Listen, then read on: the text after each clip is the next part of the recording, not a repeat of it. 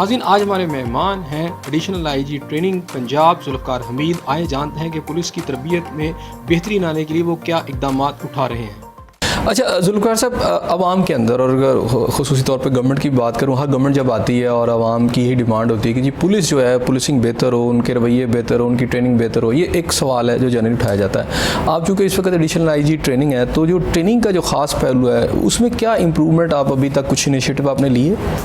जी, काफ़ी कोशिश की है इम्प्रूव करने की। कि एक तो हमारा जो जब मैं आया हूँ तो मैंने फील किया मेजर इशू हमारा ट्रेनिंग की कैपेसिटी का है। और ट्रेनिंग की कैपेसिटी का मतलब ये कि हमारे जो 7 ट्रेनिंग इंस्टीट्यूशंस हैं और उनमें हमने अपने जब इनिशियल लोग आते हैं रिक्रूट्स या प्रोबेशनर्स, एएसआई, सब इंस्पेक्टर, उनकी भी ट्रेनिंग करनी होती है। और इसी तरह हमने फिर इन सर्विस ट्रेनिंग भी हर लेवल पे करनी होती। सो हर एक प्रमोशन जो है वो मशरूत है आपकी उस लेवल की ट्रेनिंग से। तो ट्रेनिंग कैपेसिटी का प्रॉब्लम ये है कि पीछे 2 साल कोविड की वजह से ट्रेनिंग्स बंद रही, तो उसकी वजह से आप देखें कि 2 साल जब ट्रेनिंग ना हो तो बैकलॉग बहुत हो जाता है। तो सबसे पहला काम तो मैंने ये किया कि इस साल में हमने अपनी वो जो ट्रेनिंग कैपेसिटी है उसको 3 गुना पे लेकर गए हैं to cover the backlog. Because लोगों में प्रमोशन ना होने की वजह आप अंदाज़ा लगा सकते हैं, बड़ी एक इशूज़ होते हैं, रिजेंटमेंट होती है। फिर अभी हमने जो रिसेंटली बहुत बड़ा, जब आपकी मुस्तकिल नई फोर्स में नई इंडक्शन ना आ रही हो तो फोर्स पे असर पड़ता है उसका। तो उसकी हमने अभी रिसेंटली 7000 लोगों का रिक्रूट कोर्स पास आउट किया है। अब हम एएसआई सब इंस्पेक्टर्स की जो ट्रेनिंग है उसके बैचेस अब पास आउट हो रहे हैं। तो इन सर्विस भी हमने 3 गुना किया है। और अब जो नए बैचेस हमारे पास रिक्रूट्स के वो तकरीबन 11000 के करीब उनका प्रोसेस चल रहा है, वो भी अगस्त में आ रहे हैं। प्रोबेशनर्स के नए बैचेस भी आ रहे हैं। तो पहली बात तो कि उस कैपेसिटी को एनहांस करके हम 3 गुना पे लेकर गए हैं, जो हमारी बड़ी ज़रूरत थी। और उसकी एक मिसाल आपको मैं इस तरह से भी दे सकता हूँ कि अगर आपका एक लेवल की प्रमोशन से अगले लेवल की प्रमोशन में अगर आपकी एवरेज 12 से 14 साल का ट्रेनिंग में ब्रेक हो तो ज़ाहिर है फिर आपको जो आप देखते हैं पुलिस कल्चर के इश्यूज़ और बाकी मसाइल वो होते हैं, तो उसको एड्रेस करना बड़ा ज़रूरी था। सेकेंड, हमने ये किया सबसे पहले कि हमारा एक पुलिस ट्रेनिंग मैनेजमेंट बोर्ड है जिसका काम ये है कि वो जितने हमारे मॉड्यूल्स और लेसन प्लान्स बनते हैं उनको हम साथ साथ रिव्यू करके we are suppose to update them regularly. वो हमारा काफ़ी देर से रुका हुआ था, तो अब हमने एक पूरा कॉम्प्रिहेंसिव मॉड्यूल नए डेवलप करने का भी प्रोसेस शुरू किया हुआ है। उसमें हमने काफ़ी सारे नए बनाए भी हैं मुख्तलिफ जॉब डिस्क्रिप्शंस के हिसाब से, आजकल के नए ज़माने के लिहाज से। और सेकेंड ये होता है कि जो आपके ऑलरेडी एग्जिस्टिंग हैं उनको साथ साथ अपडेट करना भी ज़रूरी है।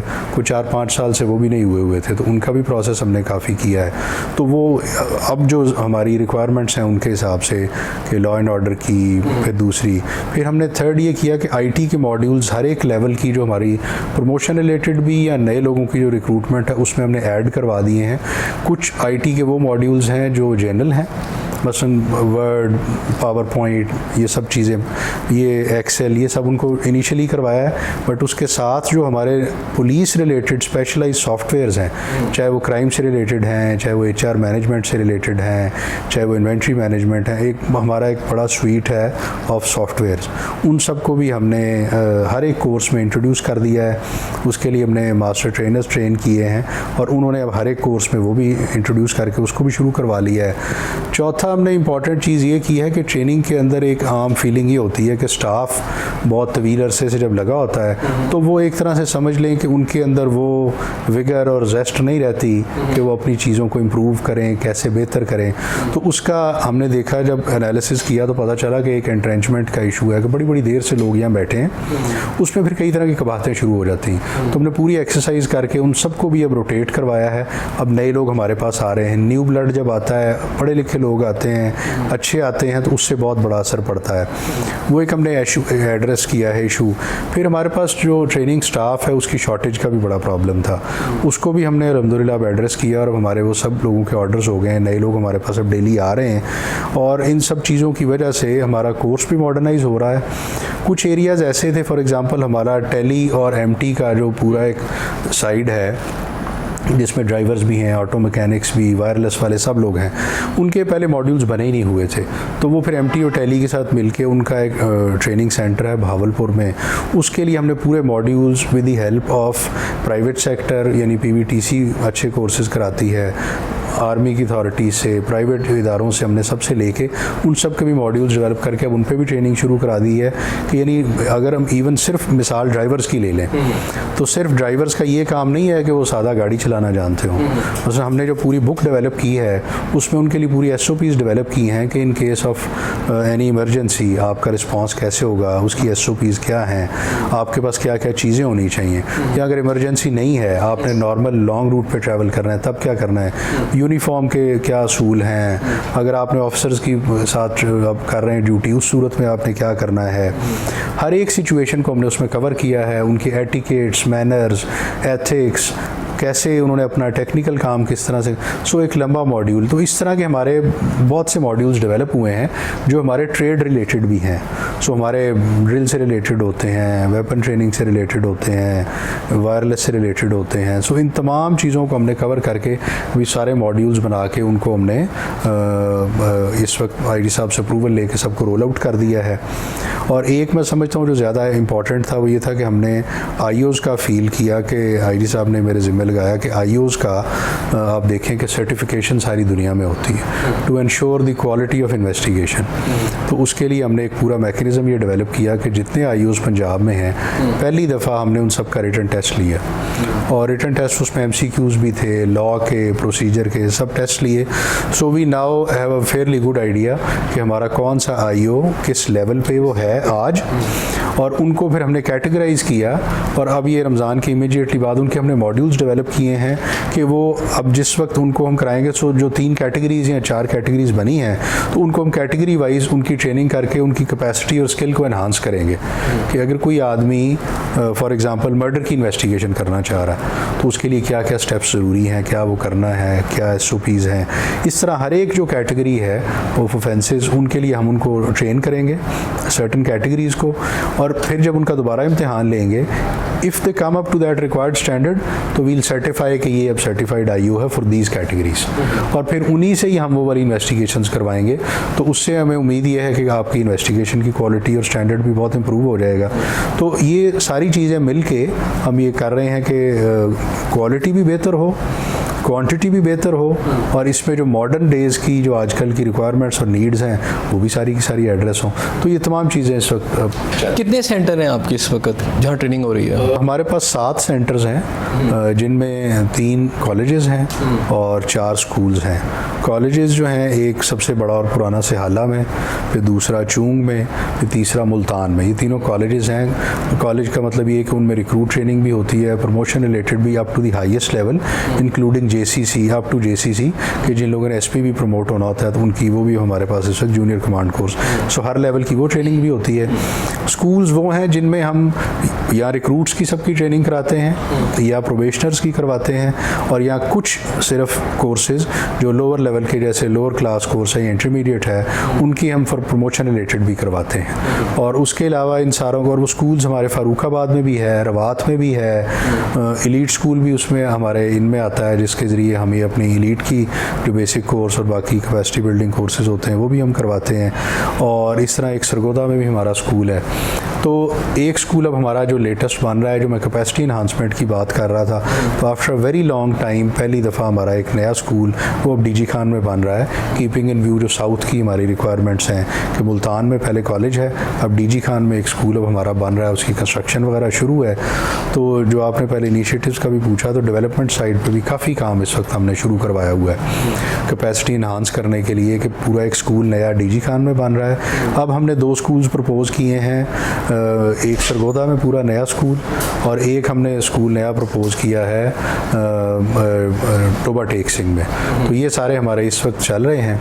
तो डेवलपमेंट के हमने, एक तो मैंने DG खान के स्कूल का बताया, सरगोदा और टोबा टेक सिंह में जगह अवेलेबल है, वहाँ के लिए हमने पूरे नए स्कूल इस दफ़ा ADP में प्रपोज किए हैं। और एक सिहाला में हमारा एक बहुत शुरू से इशू था कि उसकी कैपेसिटी इन्हांस करने की ज़रूरत थी, तो वहाँ हमने एक पूरा एकेडमिक ब्लॉक और एक पूरा एग्जामिनेशन सेंटर की बिल्डिंग, उसका काम भी ऑलरेडी शुरू हो गया है। तो हमारे डीजी खान और सिहाला इन दोनों को जब हम ऐड कर लेंगे तो हमारी जो कैपेसिटी है वो इन दोनों जो ऑलमोस्ट समझ लें कि 3000 का उसमें इजाफा हो जाएगा।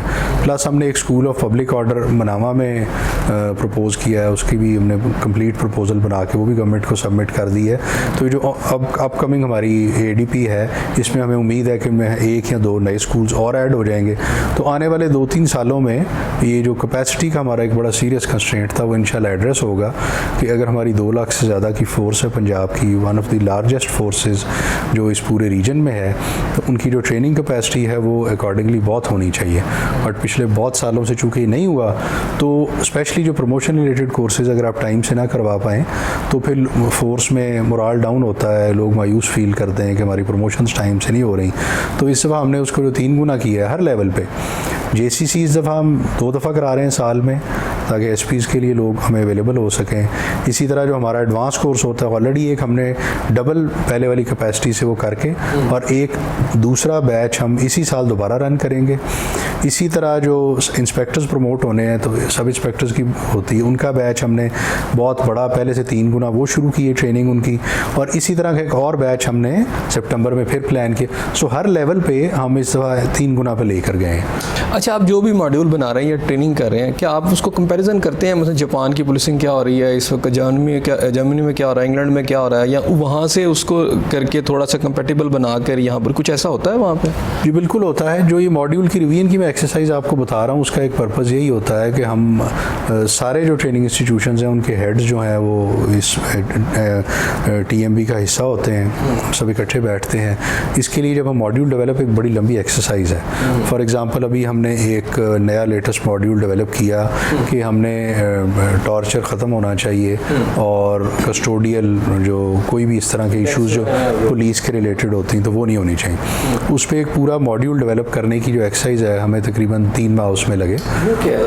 उसमें हमने सेक्रेटरी ह्यूमन राइट्स ने मुझे अप्रोच किया कि उन्होंने कहा कि जी हम गवर्नमेंट ये चाह रही है कि आपके जो आईओज़ हैं, all law enforcement agencies, not just police, कि उन सब को आप ट्रेन करें कि आप ड्यूरिंग कस्टडी टॉर्चर ना हो, ह्यूमन राइट वायलेशंस ना हो, डेथ्स ना हो, इस तरह के इश्यूज़ ना हो। तो उसकी क्या अप्रोच होगी, उस पर एक पूरा PC1 उन्होंने तैयार किया हुआ था। तो उन्होंने ट्रेनिंग डायरेक्टरेट को अप्रोच किया, तो उस पर हम लोगों ने फिर एक पूरे मॉड्यूल डेवलपमेंट जो की, उसमें हमने 4-5 चीज़ें मेजर जो उनकी भी रिक्वायरमेंट्स थी जो हमारी थी वो हमने कवर की। सो सबसे पहली ये कि हमारे अपने कॉन्स्टिट्यूशन में और हमारे अपने लॉ में इसके बारे में क्या प्रोटेक्शंस और सेफगार्ड्स हैं, how are we suppose to act. सबसे पहली बात, फंडामेंटल राइट्स हैं कॉन्स्टिट्यूशन में दिए गए हैं, आपने उनको कवर करना है। लॉ में, PPC में, CRPC में, पुलिस ऑर्डर में, हर एक में जो हमारी, वो आपने कैसे करनी है, लोगों को उसका पता होना चाहिए। उसके अगेंस्ट अगर आप वायलेशन करेंगे सज़ाएं क्या क्या हैं वो तमाम बताइए साथ। फिर उसके बाद इंपॉर्टेंट एक जो बड़ी रिक्वायरमेंट थी वो ये थी कि इंटरनेशनल कन्वेंशंस बहुत से हमारी ट्रीटी ऑब्लिगेशंस हैं पूरी दुनिया के साथ, इंटरनेशनल कम्युनिटी के साथ। सो UN के कन्वेंशंस हैं against torture, against custodial deaths, इसके ऊपर तो वो उसकी एक लंबी लिस्ट है। सो उन सारों को हमने पूरा एग्जामिन करके, रिव्यू करके, उनमें से जो रेलिवेंट पोर्शंस हैं, जो स्टेट्स जैसे पाकिस्तान पार्टी है इन ट्रीटीज़ को, कन्वेंशंस को, तो हमारी एक जिम्मेदारी है लीगल कि हम उनको इंश्योर करवाएं। तो उसको हमने उसमें डाला कि हमें ये पता हो कि ये जिम्मेदारियां हैं, ये लाइंस हम क्रॉस नहीं कर सकते, अगर करेंगे तो ये उसके नताइज होंगे। थर्ड, फिर एक हमने एथिकल और इस्लामिक रिलीजियस जो उसका एलिमेंट वो भी डाला कि इसके ऊपर कुरान में, अहादीस में कि किसी एक की जान लेना पूरी इंसानियत की जान लेने के मुतरादिफ है, अहादीस, ये सब तफसील। फिर इसमें हमारे एथिकल और सिविक रिस्पॉन्सिबिलिटीज़ और वो हमारी क्या हैं, एज सिटीजन्स क्या हैं, एज लॉ इन्फोर्समेंट ऑफिसर्स क्या हैं, वो सारी हमने इसमें ऐड की। उसके बाद जो वजूहात हैं बेसिक जिनकी वजह से कई दफ़ा लॉ इन्फोर्समेंट में प्रॉब्लम, फॉर एग्जांपल रिकवरीज़ के प्रेशर्स होते हैं कि आपके मुद्दई कहते हैं ये रिकवरीज़ के प्रेशर्स होते हैं, तो उसके लिए हमने उनको बताया कि कौन सी टेक्निक्स आप ऐसे करें कि without using any of this illegal methods आप कैसे ये इंश्योर कर सकते हैं। इंश्योरेंस का हमने एक प्रपोजल बनाई कि भी कंपलसरी इंश्योरेंस हो। जैसे अब गाड़ियों के अंदर ये भी प्रॉब्लम बहुत कम हो गया है, बिकॉज गाड़ियाँ बहुत सारी इंश्योर्ड होती हैं, तो लोगों को, तो अब इसी तरह अगर आप हाउस होल्ड आइटम्स या इनको करें तो एकदम पुलिस के ऊपर उसका बर्डन कम होगा, और बाहर सारी सारी दुनिया में यही तरीक़ेकार है। पुलिस के ऊपर रिकवरीज का कोई प्रेशर नहीं होता, कभी वहाँ पे टॉर्चर की भी शिकायतें नहीं होती या कोई भी और रीज़न्स जो इस तरह की होती हैं। तो हमने इन सारों को हमने ऐड करवाया इन चीज़ों में। और फिर जो आपके पुलिस प्रैक्टिकल वर्क के जो एस्पेक्ट्स हैं जो इम्पोर्टेंट हैं कि आप किस तरह से इन चीज़ों को एड्रेस कर सकते हैं, लोगों को ये बताकर, ये जो बाकी सारे पहलू हमने कवर किए, उनके अलावा कि आप प्रैक्टिकल वर्क में इन चीज़ों को कैसे, सो फोरेंसिक्स के इस्तेमाल से आप कैसे ये कर सकते हैं, और इस तरह मॉडर्न टेक्निक्स के ज़रिए, गैजेट्स के ज़रिए जो जो हमें टूल्स नए अवेलेबल हो गए हैं उनके ज़रिए कैसे कर सकते हैं। तो वो तमाम एस्पेक्ट्स हमने इसमें कवर किए हैं और वो बड़ा अच्छा मॉड्यूल, बल्कि जब वो प्रेजेंट हुआ तो उसको सारों ने बहुत अप्रिशिएट किया। वो सेक्रेटरी साहब खुद इधर आए, उन्होंने आके देखा, उस पर हमारी बड़ी डिटेल्ड प्रेजेंटेशंस हुई। 2 इंस्टीट्यूशंस को हमने सिहाला भी, मुल्तान, चूंग, इन सबको इन्वॉल्व करके उनकी फ़ीडबैक लेके बनाया, तो वो बड़ा अच्छा बन गया। और अब हमने वो उसको रोल आउट कर दिया है across all training courses and all training institutions. और अगले 1 साल में हम उसके लिए नॉमिनेशंस लेके अपने काफ़ी सारे आईओज़ को और जो हमारे on going promotion related courses हैं उन सब में भी इस मॉड्यूल को करेंगे। तो जस्ट एज एन एग्जांपल, जैसे इसी तरह जैसे मैं आईटी का बताइए, तो ये हमारा एक ऑन गोइंग प्रोसेस है जिसके ज़रिए हमने नई से नई जदीद चीज़ें इसमें ऐड करके, ताकि आजकल की जो मॉडर्न रिक्वायरमेंट्स हैं उनको भी पूरा करें और हमारी कैपेसिटी बिल्डिंग भी हो सके। अच्छा, इसमें एक पॉइंट है, वो ये है कि आपने मॉड्यूल तैयार किया और ट्रेनिंग दे दी, लेकिन मैं जब मिला हूँ सीनियर पुलिस ऑफिसर तो मुझे वहाँ 2 स्कूल ऑफ थॉट्स नज़र आए। एक तो ये कहते हैं कि पुलिसिंग बाय बुक, कि जो आपके बुक कहती है आपने उस पर चलना है और उसी पे करना है। लेकिन कुछ लोग ऐसे भी हैं जो समझते हैं कि बाय हुक और बाय क्रुक, कि जी पुलिसिंग एक ऐसा, पाकिस्तान के अंदर ख़ास तौर पर एक ऐसा शोबा है कि जहाँ पर आप सिर्फ बुक पे नहीं चल सकते, आपको बहुत कुछ और करना पड़ता है। तो अगर ऐसे पुलिस ऑफिसर सीनियर्स ऊपर होंगे और नीचे आपने बेशक ट्रेनिंग दी होगी, तो वो फिर किस तरह कोप विद करेगा नीचे बैठा हुआ है जो आपका स्टाफ है, वो अगर ऊपर से इसको ऑर्डर आ जाएंगे, फिर वो आपने उस पहलू को देखा? देखिए, एक चीज़ ज़हन में रखें कि हमारा जो लॉ है और बाकी सारी दुनिया में भी लॉ यही है कि इलीगल ऑर्डर्स जो हैं वो कोई भी आदमी ओबे करने के लिए पाबंद नहीं है। अगर वो करेगा तो वो कल को ये डिफेंस नहीं ले सकता कि मुझे किसी ने डायरेक्शन दी थी। लिहाजा अगर कोई आदमी इलीगल काम कोई भी करेगा, ये हम इनको क्लियरली सबको बताते हैं जो हमारे पास पार्टिसिपेंट्स ट्रेनिंग के लिए आते हैं कि आपने काम वो करना है जो लीगली और मॉरली ठीक हो। अगर आप ऐसा काम करें कि जो गलत हो और फिर आप ये डिफेंस लेने की कोशिश करें कि जी मुझे फ़लाँ ने हुक्म दिया था, तो ये बात आपको पहले पता होनी चाहिए कि इस हुक्म को मानने के आप पाबंद नहीं हैं। Police officers are officers of law. हम अपने पास से कोई कानून नहीं बना सकते, और अगर हम कानून को छोड़ दें तो हमारे पास फिर कोई यार्ड स्टिक, कोई पैमाना, कोई तरीका ऐसा नहीं है कि हम फिर कहें कि ये हम स्टेट के लिए ये काम कर रहे हैं या लोगों के बिहाफ पे ये काम कर रहे हैं। हमारी जो जस्टिफिकेशन है that is that we are officers of law, और जो कानून हमें कहता है हम उस पर काम करते हैं। तो इसलिए मैं समझता हूँ कि तमाम पुलिस अफसर इस बात को समझते हैं, और अगर कोई इससे थोड़ा बहुत वायलेट करते भी हैं तो उनको उसके रिस्क का और कॉस्ट का भी अंदाज़ा अच्छी तरह से होता है। तो इसलिए मेरे ख्याल में तो ये बात बिल्कुल क्लियर है कि आपको एज़ पर लॉ चलना चाहिए, और हम तो ट्रेनिंग में यही सबको बताते हैं। अच्छा, इससे डिपार्ट करेंगे तो फिर at your own risk and cost. अच्छा, एक तो ये लोअर स्टाफ है ना ट्रेनिंग का, इसी पहलू से ख़ास तौर पर, और ये कि जो आपका अपर स्टाफ है जिसमें आप ASP से ऊपर की तरफ चलते हैं, वहाँ पे भी ट्रेनिंग का आप रखते हैं कि ऑफ एंड ऑन ट्रेनिंग उनकी होती रहे, तब वो मनाजिल तय करते जाएँ ऊपर की? इसी तरह जी, जैसे हर स्टेप पे हमारा ये ट्रेनिंग का है कि अगर आपने फॉर एग्जांपल हेड कांस्टेबल बनना है तो उसके लिए अलग ट्रेनिंग है, ASI बनना है तो अलग ट्रेनिंग है, और इंस्पेक्टर बनना है तो अलग ट्रेनिंग है। इसी तरह से हर एक स्टेप पे जो आपके PSP ऑफिसर्स भी आते हैं या जो हमारे रैंक्स में से PSP में इंडक्ट हो जाते हैं, उन सब के लिए हर एक प्रमोशन से पहले मैंडेटरी ट्रेनिंग है। सो अगर आपने MC नहीं किया हुआ तो आप 18 से 19 में प्रमोट नहीं होंगे। 17 में आप पहले ही कर रहे होते हैं, ASPs बड़ी लंबी ट्रेनिंग होती है। इसी तरह फिर आपने 19 से 20 में जाना है तो SMC होगा, फिर 20 से 21 में जाना है तो NMC होगा। सो हर स्टेप पे वहाँ पे भी ट्रेनिंग का पूरा एक रिजीम है, और उसके बगैर आपकी प्रमोशन नहीं हो सकती, वो मैंडेट। अब इसी को थोड़ा मैं क्वेश्चन को ऐड करता हूँ कि वो जो स्कूल ऑफ थॉट है जो मैंने पहले बात की कि ऑफिसर्स के अंदर के बाय हुक और बाय क्रुक और ये बाय लॉ, किस तरह इंश्योर करते हैं कि इन ऑफिसर्स के अंदर माइंड के अंदर ये इनकलकेट कर दिया जाए कि by hook and crook policing नहीं होती, बाय बुक ही होती है? देखें, जैसे मैंने पहले कहा कि ये बात सबको एब्सोल्युटली पता है कि ये कानून के मुताबिक ही हम तो काम करने के पाबंद हैं। अगर कोई आदमी उससे डिपार्ट करता है तो मैं तो समझता हूँ वो गलत करता है, और उस पर मेरे ख्याल में कोई जवाज़ नहीं है उसके पास। कल को कोई लीगल आप डिफेंस नहीं ले सकते। हाँ, जहाँ पे लॉ ने आपको, so for example right to self defence या प्राइवेट डिफेंस पुलिस ऑफिसर का भी उसी तरह है जैसे किसी और का है, तो यूज़ ऑफ फोर्स या इन चीज़ों के बारे में वो आपके लिए इंपॉर्टेंट है। वो लॉ ने दिया हुआ इख्तियार कि पुलिस ऑफिसर कहाँ पे कितना यूज़ ऑफ फोर्स करेगा, किस एक्सटेंट तक करेगा, कैसे रेगुलेट होगा, वो तमाम चीज़ें कानून में मौजूद हैं। ठीक हो गया। नाज़रीन, यहाँ ब्रेक लेते हैं और जब ब्रेक के बाद वापस आऊँगा तो मज़ीद बात करेंगे। हमारे साथ रहिएगा।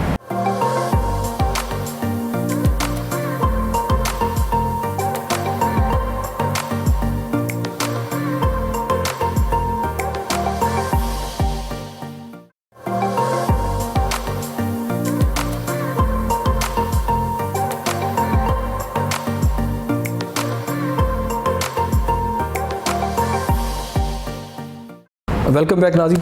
अच्छा ज़ुल्फ़िकार साहब, ये बताइएगा कि ये जो ट्रेनिंग है आपका सारा सिलसिला है, इसके अंदर एक तो लॉ एंड ऑर्डर की ट्रेनिंग है, लेकिन एक पाकिस्तान के अंदर आपको पता है पिछले काफ़ी अरसे से पाकिस्तान टेररिज्म का भी शिकार है। तो ये ट्रेनिंग के अंदर तो मुझे अभी तक जो आपकी बातें नज़र आई वो तो उससे मुझे अंदाज़ा ये लगा कि हमारा जो बहुत ज़्यादा फोकस है वो एक लॉ एंड ऑर्डर के हवाले से है। ये जो टेररिज्म है उसके हवाले से पुलिसिंग के अंदर किस तरह की इस वक्त ट्रेनिंग दी जा रही है और उसके क्या आउटकम निकल रहे हैं? देखिए, टेररिज्म तो हमारे लिए एक बहुत बड़ा चैलेंज रहा है थ्रू आउट, इसलिए वो तो हमारे तमाम जो मेन स्ट्रीम कोर्सेज़ हैं, चाहे वो प्रमोशन रिलेटेड हैं चाहे इनिशियल ट्रेनिंग है, वो तो उन सब का एक अब कंपलसरी पार्ट है। और starting with the first responder training कि अगर कोई ऐसा इंसिडेंट हो जाता है तो किसने पहले मौके पे पहुंचना है, कैसे रिएक्ट करना है, क्या SOPs हैं, वहाँ से लेकर फिर उसके बाद जो serious heinous cases of terrorism हैं उनकी इन्वेस्टिगेशंस कैसे होंगी एक एक कैटेगरी वाइज, उन सब के ऊपर अब तो बड़ी डिटेल्ड हमारे ट्रेनिंग मॉड्यूल्स भी डेवलप हो चुके हुए हैं। इनफैक्ट मैं तो खुद इस सिलसिले में सिहाला में पुलिस एकेडमी में जाके ASPs को और नीचे के हर लेवल पे खुद मैं कुछ साल पहले तक ये रेगुलरली जाके इस पे लेक्चर्स और वो मॉड्यूल्स उनको करवाता रहा हूँ कि फॉर एग्जांपल अगर आपके सुइसाइड बॉम्बिंग का केस है या व्हीकल बोर्न बॉम्बिंग का केस है, यानी इस तरह की जितनी भी इन्वेस्टिगेशन है वो मैं खुद, चूँकि इन्वेस्टिगेशन का मेरा काफ़ी एक्सपीरियंस है तो मैं खुद ट्रेनिंग करवाता रहा हूँ, और वो तो हमारे इसका मेन स्ट्रीम इन चीज़ों का बहुत इंपॉर्टेंट हिस्सा है। विद रिगार्ड टू जो काइनेटिक साइड होती है कि फॉर एग्जांपल एलीट ट्रेनिंग है, वो है इस तरह की कि उन्होंने सिचुएशंस में कहाँ जाके कैसे रिस्पॉन्ड करना है। अब हमने चूंग में एक school of public order establish किया है, वो स्पेशली इस काम के लिए, और उसी के लिए हमने प्रपोजल अब भिजवाई है कि एक पूरा नया स्कूल सेटअप किया जाए मनामा में, और वो इस वक्त ADP में गई है। और उसका स्पेसिफिकली पर्पज़ ये है कि जहाँ पे कोई मिक्स हो जस्ट लॉ एंड ऑर्डर, और जहाँ पे फॉर एग्जांपल कोई रिलीजियस या मिलिटेंट ऑर्गेनाइजेशन कोई लॉ एंड ऑर्डर के इश्यूज बना रही है उसको कैसे एड्रेस करना है, उसके लिए स्पेशल कोर्सेज हैं जो ARF के लिए हमने बनाए हैं, लॉ एंड ऑर्डर को हैंडल करने के लिए बनाए हैं। और फिर कुछ कोर्सेज वो हैं जो स्पेसिफिकली इस काम के लिए हैं कि आपकी इन्वेस्टिगेशंस के पहलू कैसे होंगे।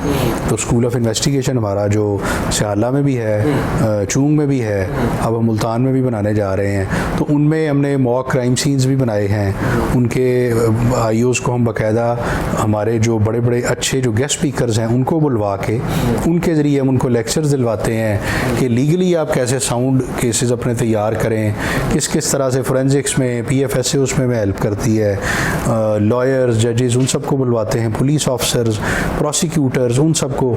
तो इसके जो तमाम पहलू हैं उनको हम कवर करते हैं, और इसके ऊपर तो हर वक्त हमारे कोर्सेज चल रहे होते हैं। अच्छा, उसके अलावा ये जो आप टेररिज्म के हवाले से मैं बात कर रहा हूँ, एक एंटी राइटिंग जो है राइट्स हो जाते हैं, और उस ट्रेनिंग में हमें नज़र आता है कि माजी के अंदर हमने देखा, अभी इस वक्त भी कुछ बिती तो नज़र आई, एक फ़ोर्स भी बनी हुई है। लेकिन आपको याद होगा कि पिछले दिनों एक मजहबी तंजीम की तरफ से जब हुआ तो हमने ये देखा कि पुलिस फोर्स उस मॉब को रोक ना सकी और फिर वो GT रोड पे चला गया और फिर आगे चलता गया, और कई जगहों पे हलाकतें भी पुलिस की हुई। तो वो नज़र आया कि ये जो एक इस तरह की सिचुएशन के अंदर पुलिस शायद ट्रेनिंग, या तो असला नहीं उनके पास या ट्रेनिंग नहीं है, और फिर एक जज्बे की भी कमी नज़र आई कि हम क्यों लड़ें जी, और फिर कुछ हलाकतें भी, शहादतें भी पुलिस की हुई।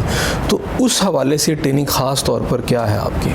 बड़ा आपने रेलेवेंट सवाल किया कि जब मैं आया तो आईजी साहब ने पहली बात जो मुझे की, उन्होंने ये कही कि ये इसी बैकग्राउंड में उन्होंने कहा हमें बड़ी ज़रूरत है। इनफैक्ट ये जो आप पूरी बुक देख रहे हैं, ये फर्स्ट एंटी रॉयड कोर्स, जिसकी इनाग्रेशन सेरेमनी आईजी साहब ने, ये आप देख सकते हैं कि ये हमने 25/1 को ये आईजी साहब ने की।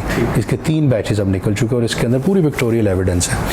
हमने जो स्कूल ऑफ रॉयड कंट्रोल पहले इसका रखा हुआ था, फिर हमने उसको school of public order broader इसका कैनवस किया कि स्कूल ऑफ पब्लिक ऑर्डर हम एस्टैब्लिश करें कि प्रीएम्प्टिव, फिर जब मौके पे ऐसे होता है तो उसके लिए, एंड देन फॉलो अप। जो आपने कहा उसमें मेरे ख्याल में 3 मेजर रीजंस थी। एक के lack of equipment and gear, जो इस चीज़ों के लिए पूरी दुनिया में जो इसके लिए स्पेशल गियर है और बड़ा अच्छा गियर है, जब वो हो तो पुलिस का रिस्पांस बिल्कुल फ़र्क होता है। जो ARF यहाँ पे हमारे पास बनी, उसको अब हमने उन सबको उस गियर के साथ इक्विप करके, और फिर हमने ये भी फील किया कि सिर्फ इसमें जूनियर स्टाफ को ट्रेन करने का फ़ायदा नहीं है। जब तक आपके SP लेवल के ऑफिसर्स उनके साथ जेल इन होकर ट्रेनिंग इकट्ठी ना करें तो मौके पे फिर वो कम्युनिकेशन ब्रेक डाउन हो जाती है, तो उसका फ़ायदा नहीं होता।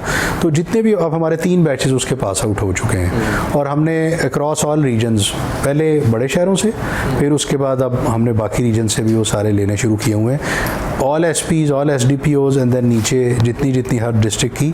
ARF के ऊपर एक नया स्टैंडिंग ऑर्डर भी हमने बनाया था, ट्रेनिंग डायरेक्टरेट ने बनाया था, आईजी साहब ने उसको अप्रूव करके अभी इशू किया है, जिसमें ARF की कॉम्पोजिशन इन एवरी रीजन वो स्टैब्लिश की है। उनके लिए एंटी रॉयड गियर क्या होगा, we are in the process of procurement. Lahore में काफ़ी हद तक था, लेकिन जितनी उनकी रिक्वायरमेंट है नफरी की उतना नहीं था, सो अब उसका प्रोक्योरमेंट प्रोसेस शुरू हो गया हुआ है। All major cities and divisional headquarters, उन सब में इसका प्लान है ARF बनाने का। उसमें लोग कैसे आएंगे, उनकी ट्रेनिंग का क्या प्रोसेस होगा। फिर जब आप उनकी ट्रेनिंग की बात करते हैं तो उस गियर के साथ जो स्पेशलाइज्ड गियर है और उनकी स्पेशल फॉर्मेशंस होती हैं, जिस पे उनको ट्रेनिंग ये करवाई जाती है कि अगर इस किस्म की सिचुएशन हो, सो फॉर एग्जांपल को मॉब आ जाता है जो किसी इंस्टॉलेशन पे अटैक करना चाहता है, that is a separate situation. एक मॉब आ जाता है जो किसी पर्सनैलिटी पे अटैक करना चाहता है, उसको आपने कैसे एड्रेस करना है। कोई मॉब आ जाता है जो कहता है हमने हाईवेज, रोड्स, इनको हमने ब्लॉक करना है, वहाँ पे बैठ जाना है, उनको आपने कैसे। सो मुख्तलिफ सिचुएशंस की सिमुलेशंस बना के और उनको हमने उनके ऊपर ट्रेन करवाना with that gear and that equipment. इस पर स्पेशलाइज्ड इक्विपमेंट होता है। जब तक वो ना हो तो अगर आप कहीं नहीं आप सादा पोलो स्टिक भिजवा देंगे तो उससे ये मसला नहीं हल होता। पूरी दुनिया इसमें बहुत आगे। नहीं, तो इसके अंदर जो आप ट्रेनिंग दे रहे हैं ये तमाम फोर्स को दी जा रही है कि या स्पेशली सिर्फ एंटी राइट्स जो फोर्स है उसको ये ट्रेनिंग दी जा रही है? इन द फर्स्ट स्टेज जो ARF के लिए लोग डेडिकेट किए गए हैं हर डिस्ट्रिक्ट में, और वो अलहदा किए गए हैं मखसूस के। अब छोटे ज़िले में जैसे 400 हैं, बड़े में होते लाहौर में 4000 तक हैं। तो पहले हमारा ये फोकस है कि इन सब को स्पेशलाइज्ड ट्रेनिंग करवा दें। लेकिन जो उनका कमांड स्ट्रक्चर है, सो फॉर एग्जांपल उनके लिए ASI, सब इंस्पेक्टर्स, DSPs, SPs, उन सबको करवानी है ट्रेनिंग, तो वो तो जाहिर है उनके SDPOs या SPs जो कंसर्न है वही होंगे। तो उनको इनके साथ हम बुलवा के ट्रेनिंग इकट्ठी करवाते हैं कि आपके हर रैंक के ऑफिसर्स, कांस्टेबल्स, ऑफिशियल्स, उन सबको इसमें किया जाए और उसके बाद ऑफिसर्स को साथ इनके जो है वो ऐड किया जाए। तो उनकी हम जॉइंट ट्रेनिंग इस तरह से करवा रहे हैं। 3 बैचेस हमारे अब तक रन हो चुके हैं, चौथा अब हमारा जो ये रमज़ान के बाद इंशाल्लाह शुरू होगा। और जैसे मैंने कहा कि communication, equipment and gear, adequate man power, फिर कमांड स्ट्रक्चर, ट्रेनिंग, ये सब चीज़ें मिल के ये एक पूरा कॉम्प्रिहेंसिव आप बता रहे हैं। अभी मैं सपोज जिसकी एग्जांपल मैंने आपको दी, एक तो ये है कि इस तरह के प्रोटेस्ट हैं कि जिस पब्लिक है एहतजाज कर रही है या इवन किसी बिल्डिंग पे नुकसान पहुंचाना चाहती है, लेकिन एकदम एक पाकिस्तान के अंदर ऐसे भी अब मजहबी ग्रुप्स बन चुके हैं कि जो बज़ाहिर तो मजहबी हैं और प्रोटेस्ट कर रहे होते हैं, लेकिन उनके अंदर उनके जो प्रोटेस्ट करने वाले लोग हैं वो बड़े वेल इक्विप्ड होते हैं और एक उनको हैंडल करना एक आम पुलिस एहलकार जो किसी थाने में है। और इस जगह पर हमें ये भी नज़र आया मैन पावर थी नहीं, तो फिर उन सबको भी कॉल किया गया। तो उसकी तो ट्रेनिंग कोई नहीं थी, कुछ लोगों की ट्रेनिंग थी, बाकियों की ट्रेनिंग नहीं थी। आगे बड़े वेल इक्विप्ड थे, अगर वो डंडे भी हैं तो उस पर कील लगे हुए हैं और भी उनके पास असला भी है और वो फायरिंग भी कर रहे हैं। तो इस सिचुएशन में डेफिनेटली एक नॉर्मल मॉब नहीं है, ये एक स्पेसिफिक मॉब है, उसको डीलिंग भी उसी तरह की जाएगी। तो वो आपने कुछ इसके हवाले से देखा? जी बिल्कुल, उसके लिए हमने स्पेसिफिकली अलहदा से इसके अंदर सिचुएशन सिचुएशंस तैयार की हैं। जो आप बात कर रहे हैं कि हमारे पास अगर फॉर एग्जांपल स्ट्रेंथ कम होगी तो जाहिर है स्ट्रेंथ अगर कम होगी तो उसको तो हमें पूरा करना हमारे लिए बड़ा ज़रूरी है। ये हमने गवर्नमेंट से भी टेकअप किया है, इसीलिए अब जो रिक्रूटमेंट 11-11,500 की हो रही है ये हमारी वो एग्जिस्टिंग सीट्स हैं जो वेकेंट थी, इन पे हमारे लोग रिक्रूट नहीं हुए थे, तो इनको तो हर सूरत में हमें रिक्रूट करके इक्विप करना ज़रूरी है। उनका प्रोसेस चल रहा है, वो आ रहे हैं। जो हमारी एग्जिस्टिंग स्ट्रेंथ है उनकी भी ट्रेनिंग जैसे मैंने कहा उसमें हमने स्पेसिफिकली इस तरह के सिमुलेशंस और सिचुएशंस रखी हुई हैं जहाँ पे वायलेंट मॉब है। हमने तो उसमें पेट्रोल बम के साथ भी और बाकायदा आग लगाने वाले, हमला करने वाले, ये सब सिचुएशंस उसमें ऐड की हैं और उनको हैंडल कैसे करना है उसके लिए जो मुख्तलिफ फॉर्मेशंस हैं वो कैसे करनी है। बिकॉज अगर आप और हमने फील किया बाकायदा ट्रेनिंग के पहले बैच में भी कि अगर ऑफिसर्स को और ऑफिशियल्स को इसका पता नहीं होगा तो उनके लिए वाकई मुश्किल थी। तो उनको जब हमने किया तो हमें ये फील हुआ है कि उन्होंने खुद कहा कि हमें इसका बेनिफिट भी हुआ है। बट एक इम्पॉर्टेंट बात ये भी साथ है कि it has to be an ongoing process, कि अगर आप एक दफ़ा करके उससे ही मसला नहीं हल होता, it has to be constant. तो जो मैंने पहले भी कहा कि अगर हमारी ट्रेनिंग कैपेसिटी बहुत ज़्यादा बढ़ेगी नहीं तो हम ये courses at the cost of some other course कर रहे होंगे। तो इसलिए हम ये फील करते हुए हम इनके लिए नए स्कूल्स इस्टेब्लिश करने की जो हमने गवर्नमेंट को भिजवाई हुई है रिक्वेस्ट, वो मैं समझता हूँ बड़ी इंपॉर्टेंट है। अच्छा, एक और अहम बात जज्बे की जो है, इस सारे अमल के अंदर जज्बा बड़ा ज़रूरी है। फिर मैं उस पॉइंट की तरफ चला जाऊँ तो वो एक एग्जांपल ऐसी बड़ी बनी कि जिसकी वजह से हमें फिर सोचना पड़ा सारे इदारों को भी कि इसको कैसे हैंडल किया जाए। एक जज्बा है, कुछ मजहबी नारे ऐसे हैं कि जिसको सुनने के बाद आपकी जो फोर्स है वो कहते हैं जी इनसे क्यों लड़े, क्योंकि वो होता है लेकिन वो वायलेंट भी होता है मॉब। तो वो जो जज्बा उनमें पैदा करना और उनको ये समझाना कि नहीं आपने स्टेट के लिए काम करना है और उस तरह के नारों से मरूब नहीं होना, तो उस हवाले से बताइएगा। मेरे ख्याल में इसमें सबसे पहली चीज़ जो है ना वो प्रिपेयर्डनेस है। अगर आपकी फोर्स एडिक्वेटली इक्विप्ड होगी, प्रॉपरली ट्रेंड होगी और वेल लेड होगी और उनका कम्युनिकेशन सिस्टम अच्छा होगा तो मेरे ख्याल में उनका मोराल और ये चीज़ें भी बेहतर होंगी। अगर वो ये फील करेंगे that they are ill equipped, उनके पास चीज़ें नहीं हैं, तो आप जितना मर्जी उनको नारे लगाएं, ज़ाहिर है ह्यूमन नेचर है वो पीछे हटेंगे। तो इसलिए मैं समझता हूँ कि पहली चीज़ वेल प्रिपेयर्ड होना, जो प्रोसेस इस वक्त शुरू है और इसको हम जितना इम्प्रूव करेंगे उतना वो बेहतर होगा। दूसरा हिस्सा जो है वो मोटिवेशन और मोराल का है, तो उसको भी हमने इस कोर्स के अंदर शामिल किया है और ज़ाहिर है उस पर हमने जो इनको इकट्ठे कोर्स कराने की ज़रूरत महसूस की, उस पर शुरू में रेजिस्टेंस भी काफ़ी आई कि ऑफिसर्स लेवल पर उन्होंने कहा जी हम तो बड़े बिजी होते हैं, हम तो आ नहीं सकते फलां जैसे मसाइल। बट उसको हमने भी मेड श्योर के सब लोग आएँ और जो नहीं आए उनको हमने बाकायदा लेटर्स ऑफ एक्सप्लेनेशन भी बात को इशू किए और अब हमें वो कोई ऐसा प्रॉब्लम नहीं है। जब तक आप ट्रेनिंग इकट्ठे नहीं करते तो आपकी फिर वो उस तरह की ना कम्युनिकेशन होती है ना जेलिंग इन होती है। तो इसलिए जब आप ट्रेनिंग में ये काम कर चुके होंगे तो उसके बाद देखें जो फील्ड की रिक्वायरमेंट है वो वहाँ के फील्ड कमांडर्स को इसको एड्रेस करना पड़ेगा, चाहे वो मोटिवेशन का इशू है चाहे मोराल का इशू है, वो खुद इसको लीड बाय एग्जांपल करेंगे, खुद एफर्ट पुट इन करेंगे, खुद साथ आगे होंगे तो ज़रूर फोर्स उनके साथ खड़ी भी होगी।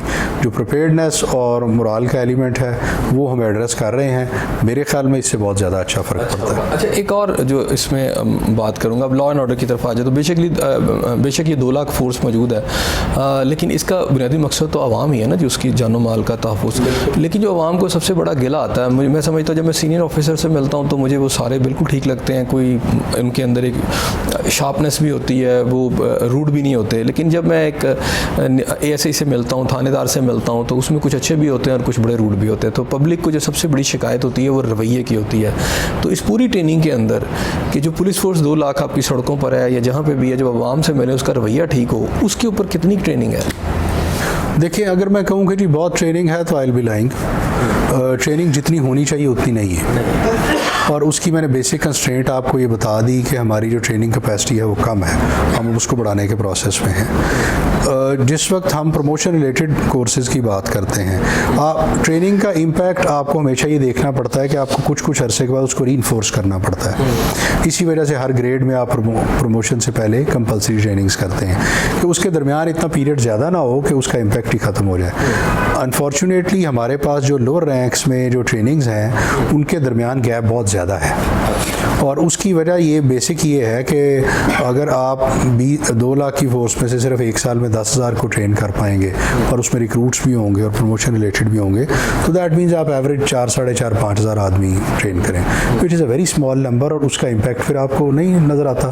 तो उसकी वजह से आपको ये जो एक one of the issues is, ज़ाहिर है और बहुत इश्यूज़ हैं, यानी उनके वर्क एनवायरनमेंट के इश्यूज़ हैं, उनकी फैसिलिटीज़ के, लॉन्ग वर्किंग आवर्स, वो भी हैं, बट ट्रेनिंग इज़ इम्पॉर्टेंट। तो अगर आप उसको एड्रेस करें तो वो उसको किया जा सकता है अगर आप फ्रीक्वेंट ट्रेनिंग्स उनकी करवाएं। तो उस सिलसिले में हम short term capacity building courses जो हैं वो नए इंट्रोड्यूस करते रहते हैं कि उनके ज़रिए हम उनके ये बिहेवियर के और उनके जो एटीट्यूड के इश्यूज़ हैं उनको एड्रेस करने की कोशिश करें।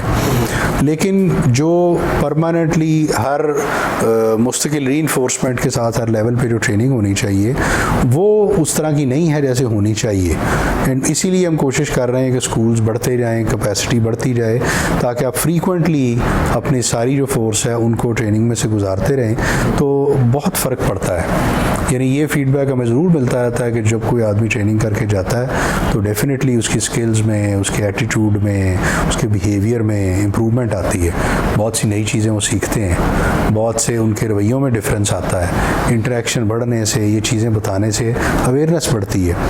But short term capacity building course आप बहुत करेंगे तो 1 हफ्ते का या 2 हफ्ते का चला लेंगे, तो उसकी उतनी लंबी चौड़ी आपको रिजल्ट्स नहीं मिल सकते।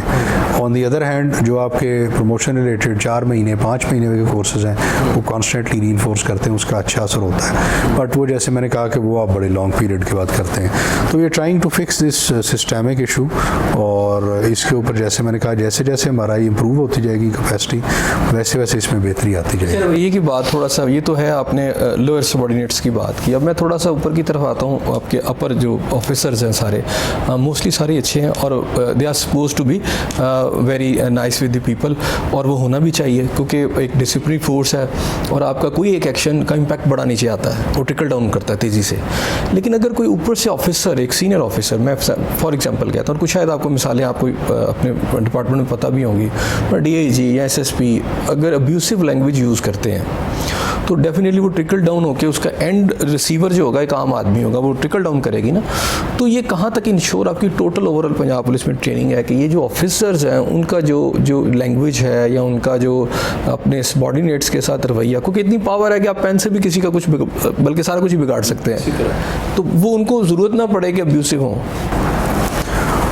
मेरा ख्याल है ये इस लेवल के ऊपर हर आदमी की अंडरस्टूड होता है कि उसको इतना समझ होगी, और कॉन्स्टेंटली हर ट्रेनिंग में ये बात बताई जाती है कि they are suppose to be civilize and nice and work within law and everything. उसके बावजूद अगर कोई आदमी इस तरह से करता है, ट्रेनिंग में ये बातें बिल्कुल बताई जाती हैं, बट हम इस चीज़ को भी ज़ाहिर इग्नोर नहीं कर सकते कि अगर कोई ऐसी मिसालें हैं जो बहुत आउट ऑफ द ऑर्डिनरी हैं और चंद लोग होते हैं हमेशा ऐसे, तो उसके लिए फिर कई तरह के प्रोसेसेस हैं, उनके करेक्शनल भी हैं कि उनको काउंसलिंग भी की जाती है, समझाया भी जाता है, और वो उनके सुपरवाइजरी ऑफिसर्स की भी रिस्पॉन्सिबिलिटी है। वो सिर्फ अकेली ट्रेनिंग की रिस्पॉन्सिबिलिटी नहीं है। एक आदमी जिस वक्त ये कर रहा है तो उसके ऊपर ऑफिसर्स हैं, वो भी उनको समझाते भी हैं, काउंसलिंग भी करते हैं। और अगर उसके बावजूद कोई आदमी ठीक ना हो तो फिर गवर्नमेंट के अंदर आपको पता है प्यूनिटिव एक्शन और डिसिप्लिनरी एक्शंस की भी प्रोविजंस अब तो बहुत जो नए रूल्स आए हैं उसमें बहुत ज़्यादा हैं और बड़ी सख्त हैं। तो उसी नीड को मेरा ख्याल है समझते हुए गवर्नमेंट ने इसके ऊपर जो नए रूल्स अब किए हैं वो भी काफ़ी ज़्यादा इस पर फोकस किए हुए हैं। तो मेरा ख्याल है कि ये सब चीज़ें मिलकर इन चीज़ों को काफ़ी हद तक बेहतरी की तरफ लाती हैं। जो कोई ऑड एग्जांपल अगर रह जाती है तो फिर जाहिर है मैं समझता हूँ अगर कोई इसके बावजूद ऐसे करता है तो फिर उन पर कोई ना कोई एक्शन ही होता है, उनके खिलाफ ज़रूर फिर कोई ना कोई हो जाता है कुछ। अच्छा, आप बहुत सीनियर पुलिस ऑफिसर, मैं चाहूँगा उसका मैं फ़ायदा उठाऊँ आपसे सवाल कि रिफॉर्म्स के ऊपर बहुत बात की जाती है, पिछली गवर्नमेंट ने भी की, इसने भी की, आइंदा वाले भी करेंगे, लेकिन वो रिफॉर्म्स इम्प्लीमेंट हो नहीं पाती, हो नहीं सकी। कई आपके कमीशंस बने, बीच में प्रॉब्लम कहाँ नज़र आती है आपको? मैं ये तो नहीं कहूँगा कि रिफॉर्म्स नहीं हो पाई। व्हेन आई लुक बैक मुझे लगता है कि बहुत सी इम्प्रूवमेंट हुई है। सो फॉर एग्ज़ाम्पल अगर मैं आज से 25 साल 28 साल पहले की पुलिसिंग देखूं और आज की देखूं, मुझे लगता है there has been a very large difference. उसमें पुलिस लीडरशिप का भी हाथ है, उसमें गवर्नमेंट्स की कॉन्स्टेंट एफर्ट्स भी शामिल हैं। Just to give you a few examples, जितनी टेक्नोलॉजी के ज़रिए सिटीजन्स के लिए हमने अब सर्विस प्रोविजन आसान कर दी है, ये पहले कॉन्सेप्ट ही नहीं था। पहले आपको गुमशुदा कागज़ की भी रिपोर्ट करने के लिए थाने में मोहर्र के पास जाना पड़ता था। आपको याद है लाइसेंस पहले कैसे बनते थे, सिक्योरिटी क्लियरेंस कितना बड़ा एक टीडियस प्रोसेस हुआ करता था, हर जगह आपको जाना पड़ता था। इसी तरह FIRs का इंदराज, कंप्लेंट्स के सिस्टम्स, टेक्नोलॉजी ने और हमारी जो ये इस चीज़ की अवेयरनेस है सिटीज़न फैसिलिटेशन की, खिदमत मराकज़ बने हैं, नई ऐप्स बनी हैं, नए सिटीज़न फेसिंग भी एज़ वेल एज़ हमारा फोर्स फेस्ड भी, दोनों साइड्स पे हमारे बड़े नए सॉल्यूशंस भी बने हैं और इम्प्रूवमेंट उस लिहाज से बड़ी हुई है। When you look at the material resources available, उनमें ज़रूर कमी रही है। वो मैं समझता हूँ एक मेजर फैक्टर है कि हम अब तक when you look at the पर कैपिटा स्पेंडिंग, जो हम गैप देखते हैं ना, वो ये है कि पर कैपिटा स्पेंडिंग में there is a huge difference. Even हमारे जो नेबरली कंट्रीज़ हैं उनका हमसे को 3-3, 4-4 गुना स्पेंडिंग है पर कैपिटा। तो मतलब हमने एक स्टडी की, हम actually Punjab police has less per capita resources then even Liberia.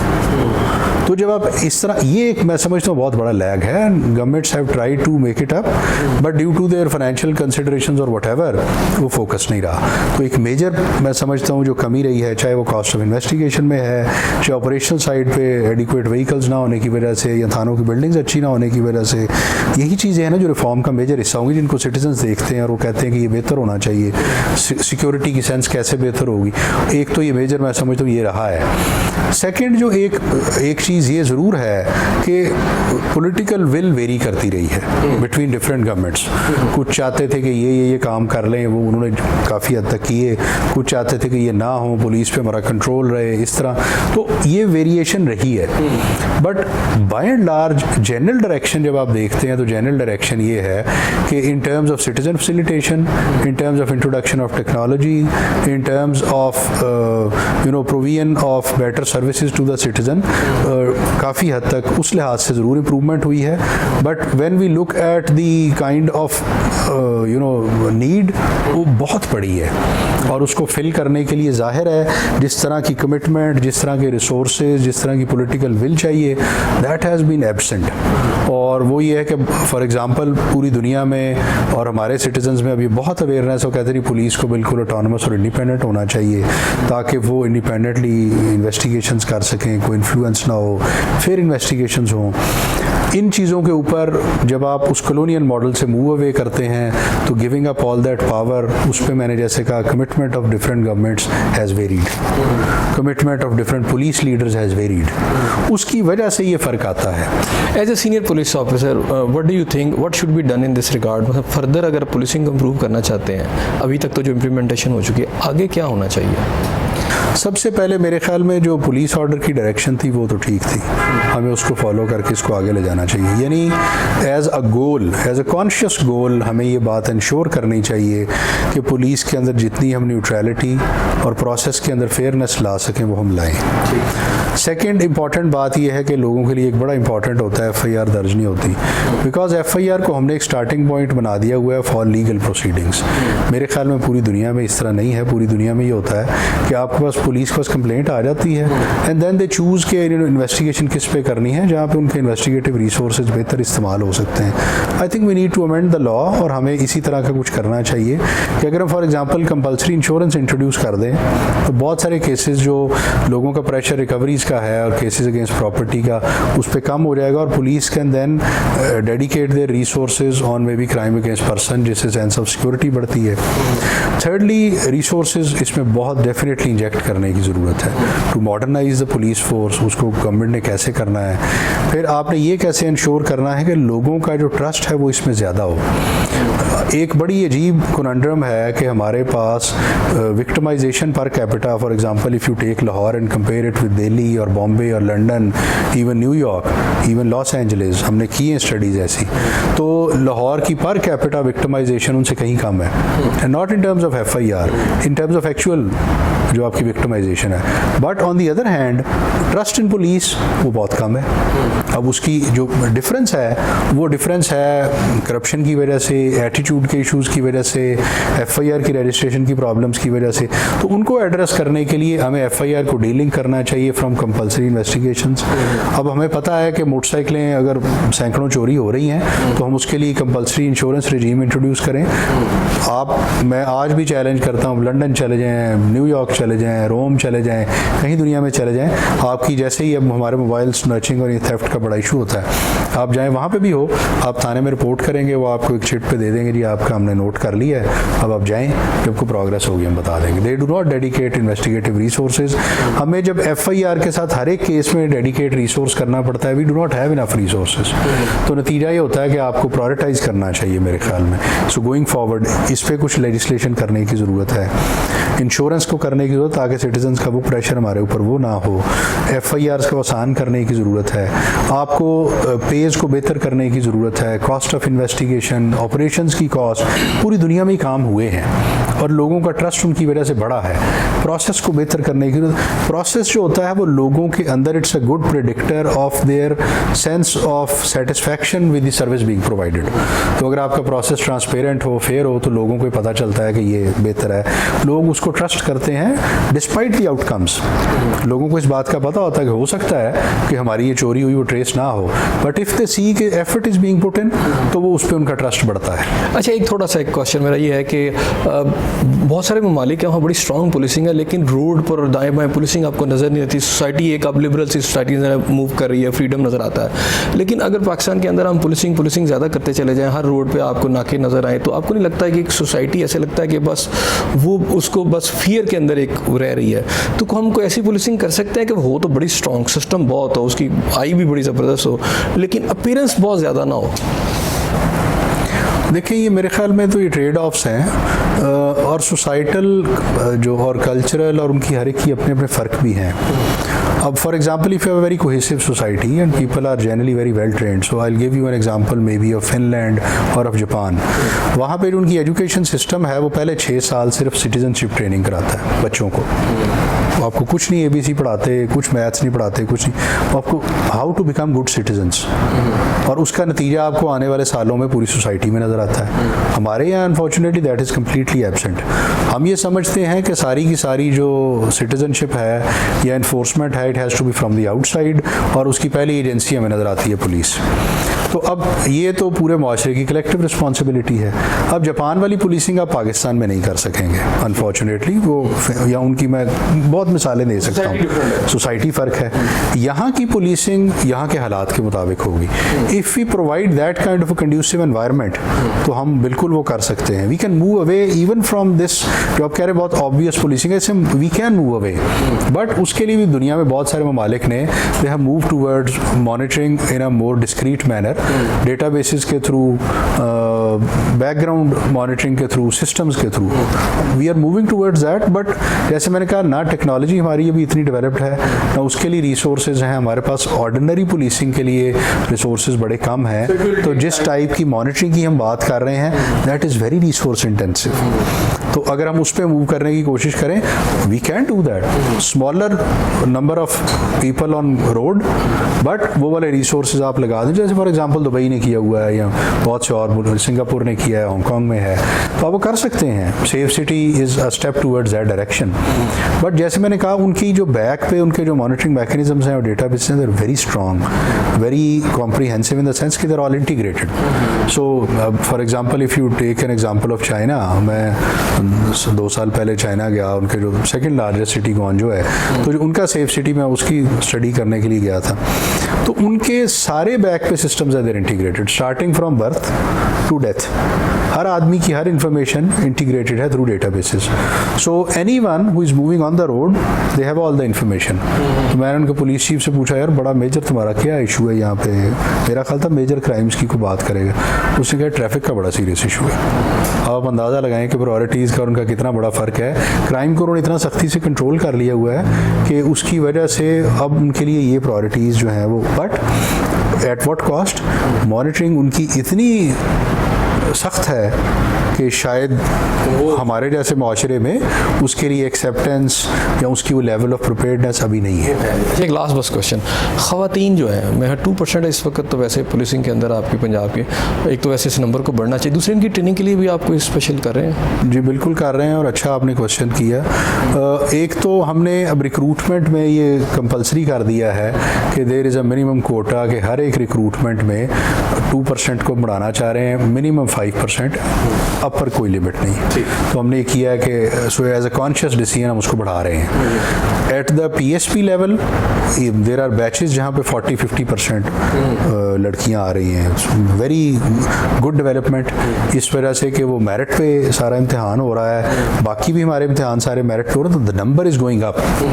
तो अब जब चूँकि वो हमारे पास आ रहे हैं तो हमने उनके लिए स्पेशल अरेंजमेंट्स भी हमें ज़ाहिर करने पड़ते हैं। उनके लिए हमने स्पेशल हॉस्टल्स बनाए हैं, अलहदा बैरक्स हैं उनके लिए अलहदा। सो हमारी लेडी रिक्रूट्स के ट्रेनिंग कोर्सेज भी अब सेपरेट हो रहे हैं, यानी उनके बैचेस का साइज़ अब इतना सब्सटेंशियल है कि हम उनके लिए अलहदा रिक्रूट कोर्सेज चला रहे हैं। अभी हमारा रिक्रूट कोर्स अभी चूंग से पास आउट हुआ लेडीज़ का, मुल्तान से, सियाला से, हर जगह से हम उनके लिए सेपरेट कोर्सेज भी as a part of the general recruitment वो भी।